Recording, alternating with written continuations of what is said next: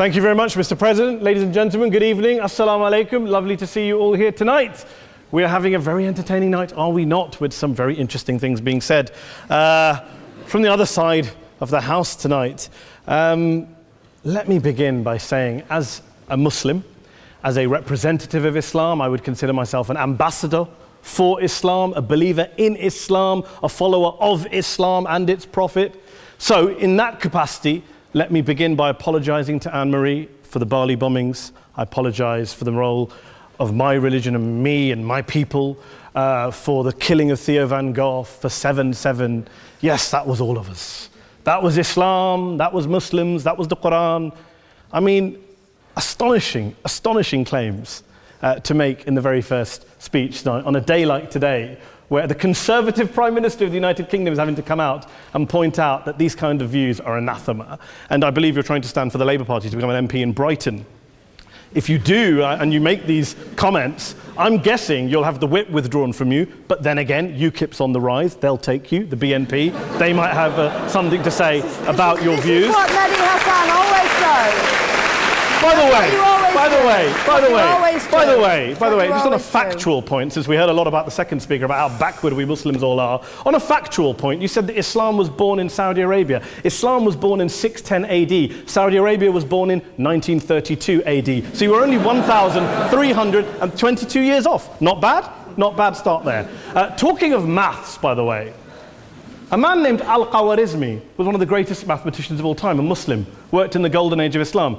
He's the guy who came up with not just algebra, but algorithms. Without algorithms, you wouldn't have laptops. Without laptops, Daniel Johnson tonight wouldn't have been able to print out his speech in which he came to berate us Muslims for holding back the advance and intellectual achievements of the West, which all happened without any contribution from anyone else other than the Judeo-Christian people of Europe. In fact, Daniel David Levering, the author of the Pulitzer Prize-winning historian and author of The Golden Crucible, points out that there would be no Renaissance, there would be no Reformation in Europe without the role played by Ibn Sina and Ibn Rushd and some of the great Muslim theologians, philosophers, scientists in bringing Greek texts to Europe. As for this being our university, I will leave that to the imagination as to who is our and who is there. I studied here too.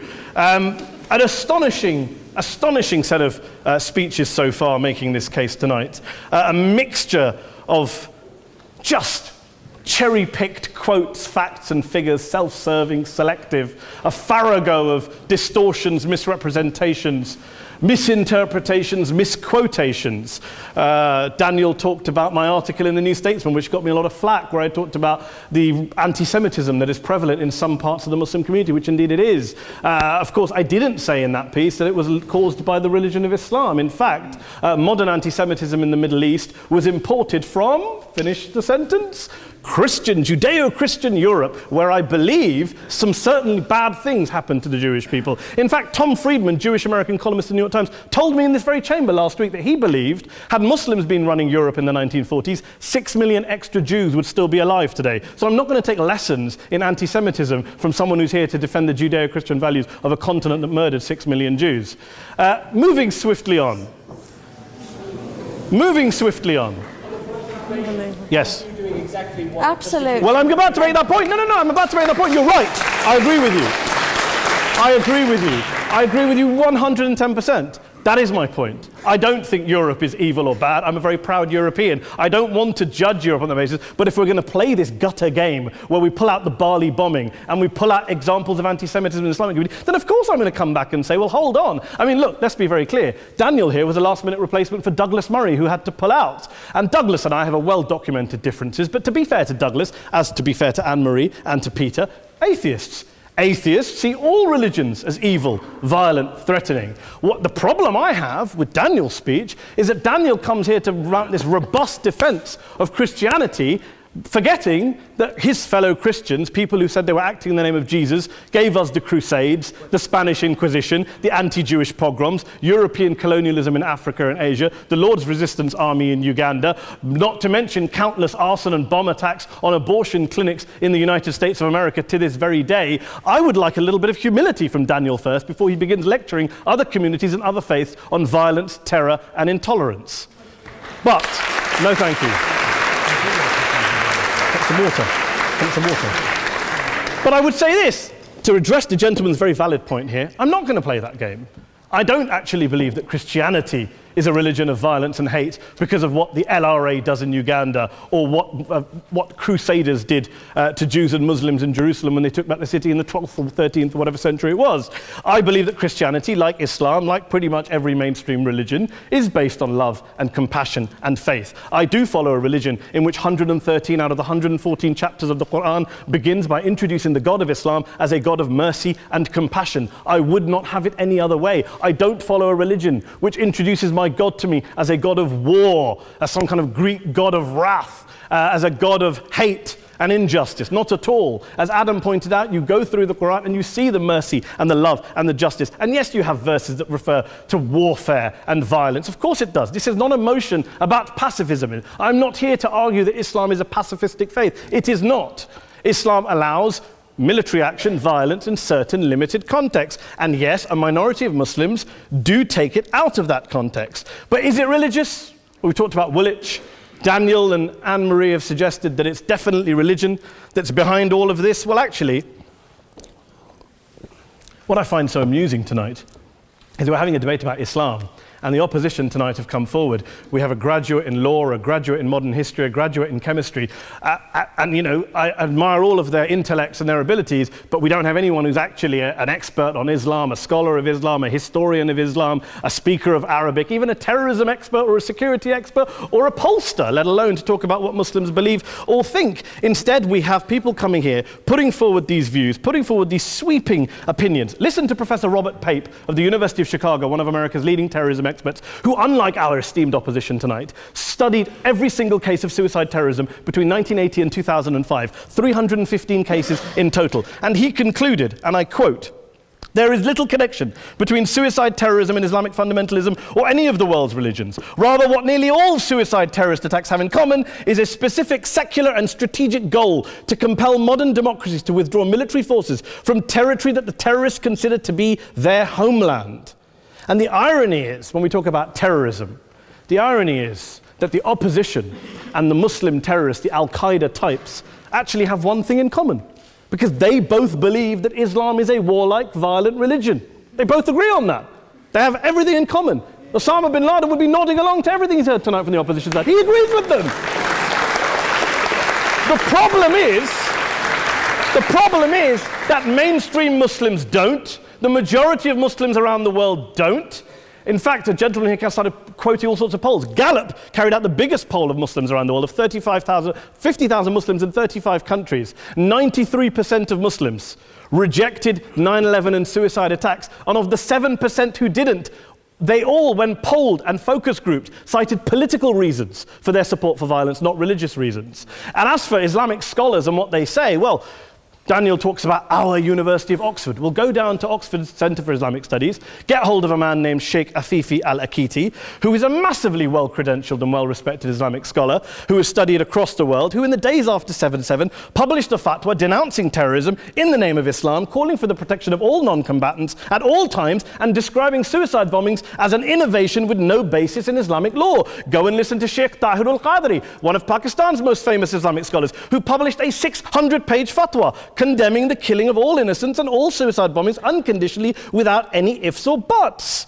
There's nothing new here. This is mainstream Islam, mainstream scholarship, which has said this for years. You don't go out and kill people willy-nilly in the high street or anywhere else, on a bus or a mall, based on verses of the Quran that you cherry-pick without any context, any understanding, any interpretation, or any commentary. Point of information. Please. Well, it doesn't happen apparently. I didn't say it doesn't happen at all. I never said it didn't happen. I don't blame Islam. Yes, it's a very good point. And a lot of us are campaigning against that. And we're campaigning against it in the name of Islam. We're campaigning against it in the name of various interpretations of Islam. Anne-Marie comes and scares us with her talk of Sharia law. I would like to see the book of Sharia law. It doesn't exist. People argue over what Sharia law is. And you empower the extremists by saying there is only one version. You empower them all. I don't believe you took any interruptions, Anne-Marie, so I think you should stay there for a moment. Several countries. Here's what we're dealing with. Here's what we're dealing with. We are dealing, I took your point. Here we are dealing with a 1400-year-old global religion followed by 1.6 billion people in every corner of the world, a quarter of humanity, of all backgrounds, cultures, ethnicities. And yet the opposition tonight wants to generalize, stereotype, smear in order to desperately win this debate. And here's my question, if we're going to generalize and smear. If, okay, people say yesterday's bombers, and we've got to be careful, there's a trial going on, were yesterday's attackers, motivated by Islam? Big debate. I don't believe they were. Let's say they were. Let's say Faisal Shahzad, the Times Square bomber, was motivated by Islam. Let's assume, for sake of argument, that Richard Reeves, the shoe bomber, was motivated by Islam.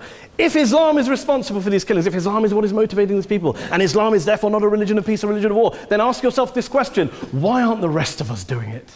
Why is it such a tiny minority of Muslims are interpreting their religion in the way that the opposition claim they are? Let's assume there are 16,000 suicide bombers in the world. There aren't. Let's assume there are for the sake of argument. That's 0.001% of the Muslim population globally. What about the other 99.99% of Muslims who the opposition tonight either ignore or smear? The reality is that the rest of us aren't blowing ourselves up tonight. The reality is that the opposition came here tonight not worried about the fact that me and Adam might pull open our jackets and blow ourselves up tonight because we're followers of a warlike warrior religion which wants to take over Europe and Daniel's university. The issue is this. The issue is this. Unless the opposition can tell us tonight, and Peter Atkins is here, one of our great atheist intellectuals, can tell us tonight, can answer this question tonight: why don't the vast majority of Muslims around the world behave as violently and aggressively as a tiny minority of politically motivated extremists? Then they might as well give up and stop pretending they have anything relevant to say about Islam or Muslims as a whole. Ladies and gentlemen, let me just say this to you. Think about what the opposite of this motion is. If you vote no tonight, think about what you're saying the opposite motion is. That Islam isn't a religion of peace, it's a religion of war, of violence, of terror, of aggression. That the people who follow Islam, me, my wife, my retired parents, my 6-year-old child, that 1.8 million of your fellow British residents and citizens, that 1.6 billion people across the world, your fellow human beings, are all followers, promoters, believers in a religion of violence. Do you really think that? Do you really believe that to be the case? They say that in the Oxford Union, the most famous debate was in 1933 when Adolf Hitler looked out for the result of the King and Country motion, where they voted against fighting for King and Country, and Hitler was listening out for the result. Well, tonight, 80 years on, there are two groups of people around the world who I would argue are waiting for the result of tonight's vote. There are the millions of peaceful, non-violent, law-abiding Muslims both in the UK, Europe, Asia, Africa and beyond, who see Islam as the source of their identity, as a source of spiritual fulfillment, of hope, of solace. And there are the phobes, the haters, the bigots out there who want to push the clash of civilizations, who want to divide all of us into them and us and ours and their.